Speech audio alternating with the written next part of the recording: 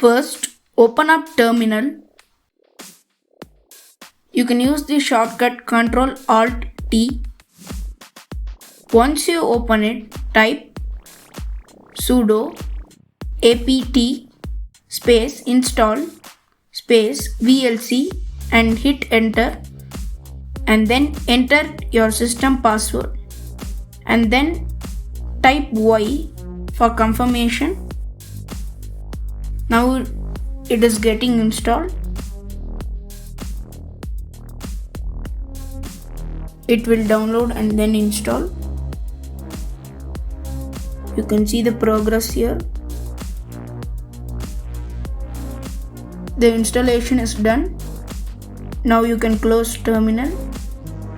Now search for VLC in menu.